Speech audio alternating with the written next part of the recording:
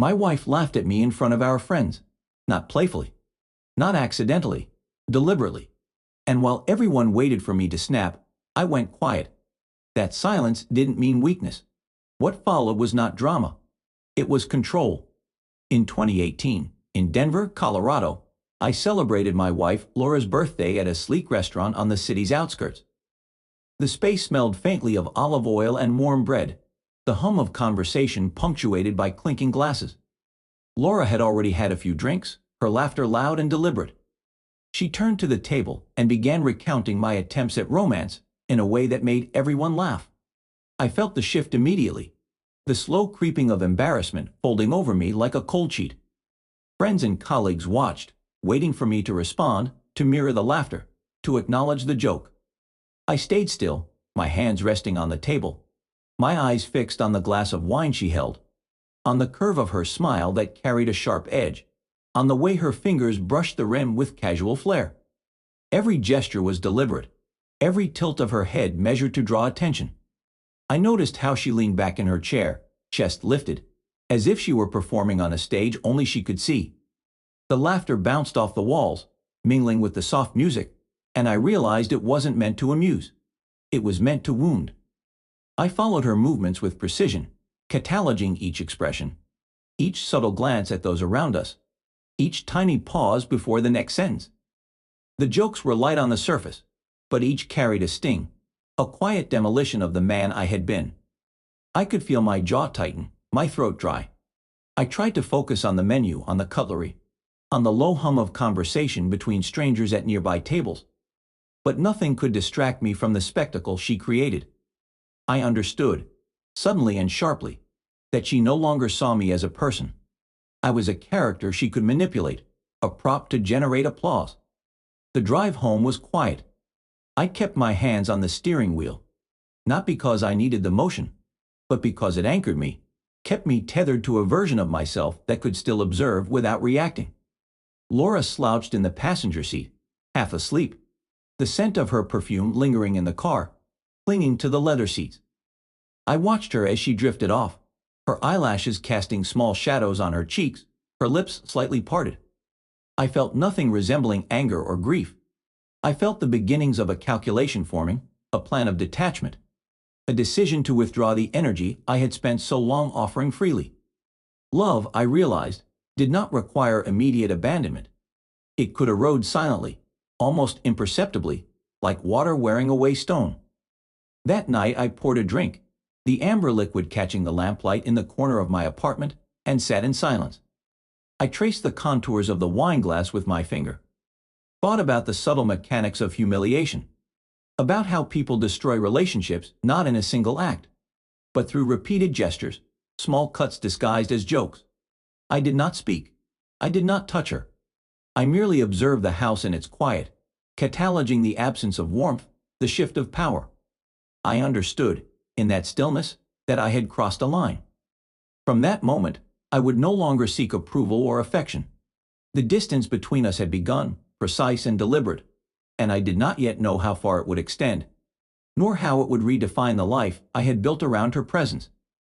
In the weeks that followed, I noticed a subtle shift in the rhythm of our lives. Laura's familiar attempts to control me, through commands, hints, or the smallest manipulations, began to meet with a quiet resistance.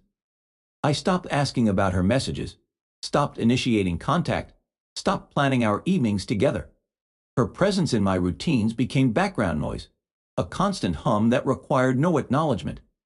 Each gesture she made to draw attention, to pull me back into the dynamic we had maintained for years, passed over me like wind over water. I observed without engaging, cataloging her expressions, the way her body moved, the careful inflections in her tone that she probably did not notice. There was a strange sense of freedom in this. It was not reckless or liberating in a naive sense. It was measured, calculated. My silence became a tool, a weapon I wielded without malice but with precision. I realized that by refusing to react, I was reclaiming space, asserting a control that had always been hers. In that quiet, I discovered the contours of my own existence apart from her influence. Each morning, I left for work earlier than necessary, relishing the absence of her expectations in the stillness of the apartment. Each evening, I returned later, lingering over a coffee at a small cafe, observing the city lights, letting my thoughts settle without interruption. At work, the change in me became more pronounced. Tasks that had once been mechanical now required focus and intention, and I found clarity in the discipline of routine. When messages arrived from her, short, imperative, tinged with casual authority, I felt only a neutral weight pressing against my attention. I did not rush to comply. I did not respond immediately. Instead, I watched the effects, noting how she adjusted her timing, how she lingered in small attempts at control, unaware that the balance had begun to shift irreversibly. My mind kept returning to that night in the restaurant, to the laughter that had cut through me so sharply. That memory now functioned as a reference point, a marker of the moment when the familiar dynamics fractured. I realized that this quiet withdrawal, this refusal to engage, was the first step in a larger transformation. I was dismantling the patterns that had defined us, breaking the habit of seeking validation, of bending to her rhythms. Each act of non-reaction reinforced the distance, and with it came a new sense of autonomy that I had never allowed myself before. The silence was not absence. It was presence, a measured force that began to reshape the space between us.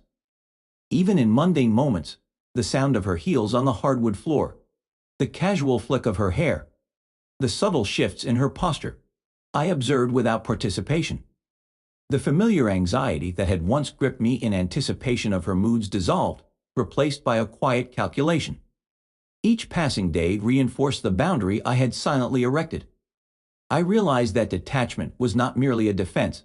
It was an assertion of self, a reclamation of the life I had allowed to be directed by another's whims. It was the first time I felt power in stillness, in observation, in the deliberate choice to remain unmoved. Laura's attempts to regain control became increasingly visible, deliberate, and, to my mind, predictable. She wore brighter clothes than usual, selecting fabrics and cuts that drew attention, as if each thread could command me to look. Her movements were exaggerated, measured, as though rehearsed for an audience of one. She engaged more frequently in social events, posting photos online with curated smiles, meticulously framed moments meant to signal vitality, allure, importance. Each gesture, each calculated action, was intended to elicit a reaction from me, to remind me of the familiar hierarchy we had long maintained. I did not respond. I did not mirror her energy, did not alter my own routines to accommodate her efforts. I watched. In that space between her performance and my observation, a subtle but unmistakable power shift began to take form. I re-established the rituals I had once allowed her influence to suppress. Late evening walks along the river became a sanctuary, a space where no expectation could reach me. The murmur of water against the stone banks, the cool air brushing against my face, provided clarity and solitude. Mornings were spent at the cafe by the lake, sitting in silence, watching the city wake without intrusion. The rhythm of my life returned to me, unmediated and unobserved. The contrast between her panic and my composure was stark. She moved through the apartment as if testing boundaries, adjusting her perfume, her makeup, her posture, trying again and again to provoke engagement, to pull me into the emotional terrain she controlled. Her eyes flickered for reaction, and when none appeared, her hands trembled slightly, a subtle sign of internal disarray. Confidence that had once defined her now fractured under the weight of unfamiliar uncertainty. Each small act of desperation, arranging flowers, leaving notes, offering gestures of attention, betrayed her growing awareness that the influence she had relied on was slipping. I cataloged everything, noting patterns and repetitions, the subtle timings of her gestures, the way her movements became predictable. What had once been commanding now looked empty, rehearsed, almost comical in its insistence. Her effort became a mirror of her own anxiety, each step emphasizing the absence of the authority she assumed she still held. My silence, my deliberate lack of engagement, became a presence more forceful than any words or displays. It was not punitive, it was precise. The air between us shifted, charged by a quiet tension that she could neither name nor control. I understood that the shift was not a moment but a process, measured in microseconds, in glances and silences. Each day reinforced the imbalance. Each morning I left for work earlier and returned later, extending the perimeter of my autonomy. Laura's attempts to insert herself into my routines no longer disrupted the inner calm I cultivated. She tried again and again, but her reach had shortened. What she had once commanded by proximity, by manipulation, now required explicit effort she could not sustain. The space between us, once filled with my compliance and her direction, became mine. Her panic, her small gestures of reclamation, only underscored the new rules I had silently imposed. I watched the subtle collapse of the familiar hierarchy and felt no satisfaction, only clarity. Every attempt she made to assert control highlighted the fact that the influence she had wielded was gone. Her movements were like waves against a stone I had become. I did not move. I observed. Each calculated pause, each measured breath, became a tool of my own design, a reinforcement of detachment that carried its own authority. By refusing to participate, by remaining steadfastly neutral, I discovered the potency of presence without reaction. The shift was complete not in a moment, but through accumulation. The house, the routines, the space we shared. Each element became a canvas for my reclamation. Laura's panic, subtle and increasing, marked the boundaries I had established, and within them, I existed fully, silently, and without compromise. The shift in power became undeniable in public spaces. A slow but unmistakable transformation that played out in the small gestures, the rehearsed expressions, the subtle misalignments of posture and tone. Laura moved through gatherings with deliberate care, as if each step, each glance, each laugh might restore something she had irretrievably lost. Her smiles were stretched across her face like taut fabric, her laughter mechanical, forced into rhythms that did not match the ease of the crowd. Friends and colleagues noticed, their gazes flicking between us, reading the tension that hovered in the air.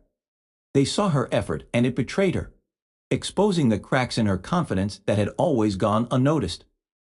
I remained still, a silent observer anchored in calm. I catalogued the gestures she made to regain attention, the precise way her fingers adjusted her hair, the measured movements of her shoulders, the slight hesitation in her steps as she tried to project dominance. Each attempt to reassert control only underscored the power I had withdrawn. Her energy, once a force that dictated the tempo of our shared spaces, now faltered under the weight of my indifference. Every carefully orchestrated smile, every exaggerated tilt of the head, every punctuated laugh was a desperate reach toward influence that no longer existed. As I moved through these spaces beside her, I experienced a strange detachment. I did not react to her gestures, did not correct them, did not attempt to restore any familiarity.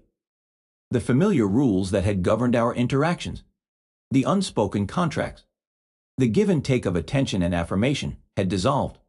I was no longer participating in the game. My silence became a counterweight to her performance, a presence stronger than any words she could muster. I felt the tension radiate from her, subtle at first, then increasingly obvious as her control slipped further from her grasp. I observed how her attempts to dominate public perception failed. Her laughter echoed hollowly, her postures appeared rehearsed, and the energy she tried to project seemed borrowed, artificial, brittle. Every movement revealed panic beneath the surface, the awareness that her influence had eroded and that the space she occupied could no longer contain it. I noted the micro-expressions, the slight downturn of her eyes when no one was watching, the brief faltering in her gestures as she scanned the room for cues, any cue, that might reconnect her with the authority she once wielded. Within me, I recognized the significance of this transformation. The silence I maintained had become a tool, a force that redirected the rhythm of our shared life. I no longer needed to speak to assert control. My presence alone, calm, detached, and unwavering, reshaped the dynamics between us. I watched our life unfold as though from the perspective of a detached director, evaluating each scene, each performance, each small effort she made to reclaim what she had lost. In this theater, every public gesture she attempted only confirmed the inner resolution I had cultivated. To exist independently, to observe without engagement, to allow the quiet to dictate the terms of reality. By the end of these encounters, the contrast was clear. She was performing, anxious, striving for recognition that had vanished, and I was steady, detached, unmoved. The social environment amplified the shift, exposing the imbalance in ways the four walls of our home could not. I understood, with an almost clinical clarity, that this was the moment where the old rules ended and the new structure of our interactions took root. The silence, once passive, had become active, unyielding, a force more potent than any argument, any confrontation, any attempt at persuasion. Each shared space, each public appearance, became a marker of her diminishing influence and my reclaimed autonomy. Her attempts to reclaim intimacy became frantic, almost performative. Gifts appeared without occasion, neatly wrapped, sitting on counters as if they could speak for her intentions. Meals were prepared with care she had never invested before, small acts of service meant to draw me back into her orbit. She lingered in the living room more often, adjusting her posture, the tilt of her head, the cadence of her steps, hoping to provoke recognition. I observed everything. Each gesture was catalogued, measured, and absorbed without engagement. There was no reaction, no acknowledgement, no reciprocation. Her efforts, once commanding and familiar, now met a wall of deliberate detachment, and the subtle panic behind her actions became increasingly apparent. She began speaking more, trying to initiate conversations that had once flowed naturally. Her words carried a tension, a rehearsed cadence that betrayed urgency. I noticed the small cracks in timing, the hesitations before she touched topics she thought might matter. She tried to elicit emotion, to spark concern or guilt, but my attention remained tethered elsewhere, focused on the routines I was reclaiming for myself. Each unanswered gesture, each ignored attempt, amplified the imbalance she had fought so hard to reverse. The silence I maintained was not absence.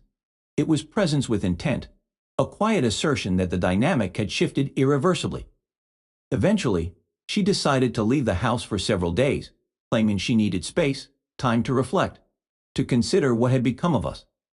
The decision was both dramatic and mundane, yet to me, it symbolized finality. The empty apartment no longer carried the weight of expectation or the pressure of performance. The absence of her voice, her footsteps, her carefully orchestrated gestures, created a stillness that was unfamiliar yet calming. The air seemed lighter, the spaces more defined, each room an extension of my autonomy rather than a stage for her influence. In those days alone, I explored the contours of freedom I had begun to inhabit. Late mornings stretched without interruption, each movement unmeasured by another's gaze. Coffee by the lake became a ritual of observation and quiet reflection. Evening walks along the river were uninterrupted by the anticipation of her moods or the need to accommodate her presence. The rhythms of my life, once dictated in part by her desires and subtle manipulations, now belonged entirely to me. The liberation was tangible, a slow deepening of autonomy that had begun weeks before, now fully realized in the emptiness of the apartment.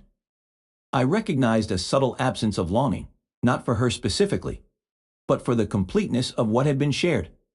It was not nostalgia, nor a desire to reverse the separation. It was a quiet acknowledgement that the process had reached its natural conclusion. The house, once full of noise, expectation, and careful calculations, now existed as a clean slate. Each silent moment reinforced the permanence of the shift, each undisturbed room a testament to the detachment I had cultivated.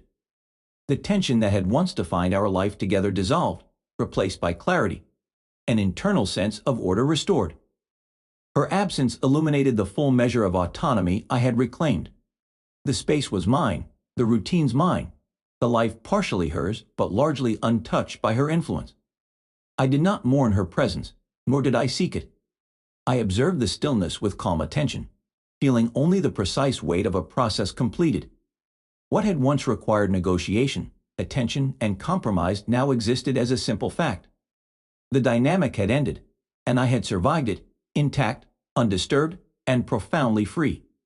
The silence, once a shield, had become the essence of existence, a force that redefined the house, our shared life, and my own sense of being. When Laura returned, her presence carried the weight of unfamiliar timing, as if she had miscalculated the rhythm of what remained between us.